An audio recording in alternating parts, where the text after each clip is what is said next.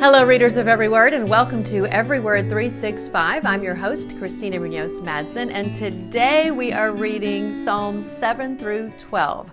Before I ask you how you're liking Psalms, I will confess to you that I always struggle with reading Psalms beginning to end. It's not that I don't enjoy it. I think I'm just accustomed to hearing these words in songs or as a verse that's pulled out, not as a book. I also never enjoyed studying poetry, as I've shared when I was in school. I know that's so awful to share, right? I think I just enjoy storytelling with a beginning, middle, and end so much more, and was never good at the abstract. So I'd love to hear from those of you that love the study of poetry. I'm sure you come to this book with a very different mindset. But here's what I enjoy thinking about: what David was going through when he wrote these Psalms.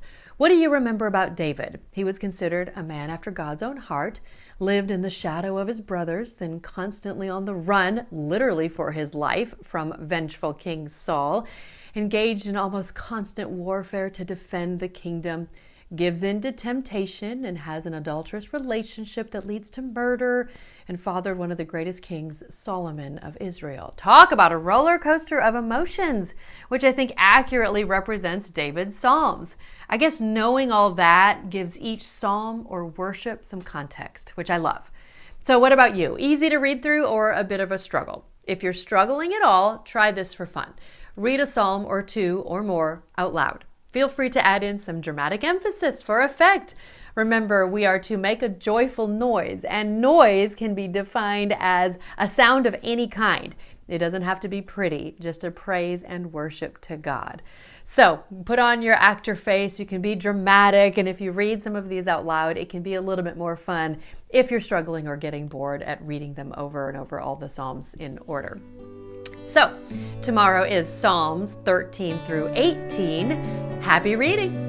This episode is made possible in part by Arkansas Filter. Arkansas Filter has been serving the state of Arkansas for over 40 years. They sell and service a full suite of commercial, industrial, and residential filters. They are also one of the largest suppliers of UV lights, gates, belts, and HVAC chemicals and cleaners. They partner with HVAC and engineering firms to provide a variety of services and pride themselves on customer service both during and after the sale.